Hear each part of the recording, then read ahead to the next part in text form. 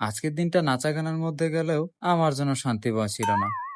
আসসালামু আলাইকুম গাইস। আজকে আর সকালবেলা ঘুম থেকে উঠে ফ্রেশ হয়ে নামাজ পড়ে নিলাম। দেন আমি নাফিস ভাই এবং তার কিউটি পাই কে নিয়ে আমরা বাইরে চলে গেলাম যে যার কাজে। আর সকাল সকালে আমি বড় একটা দায়িত্ব পেয়ে যাই, আর সেটা হলো গ্লু স্টিক নিয়ে একটা বাসায় যাওয়া। কারণ আজকের আমার এক বড় আপুর মেহেদি উৎসব, আর তার জন্য কিছু কাজ করতে হবে। কিন্তু যাই দেখি একজন কাজ ফলায় শুয়ে রয়েছে আর একজন গান গাচ্ছে।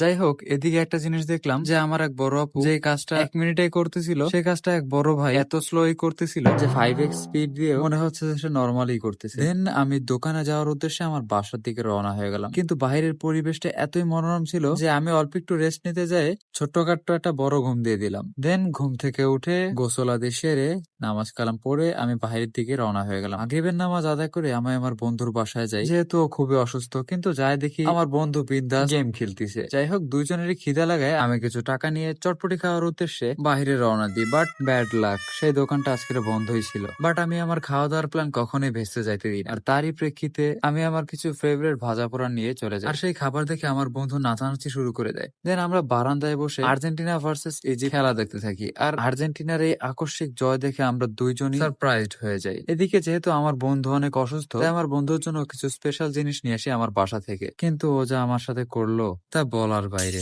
যাই হোক, কি আর করবো। দেন খাওয়া দাওয়া শেষ করে আমি আর আমার বন্ধু অস্থির একটা মুভি দেখলাম, এবং আমি সাজেস্ট করবো সবাই এই মুভিটা দেখে কমেন্ট বক্সে জানান যে মুভিটা কেমন। আর আজকের জন্য এ পর্যন্তই। আসসালামু আলাইকুম।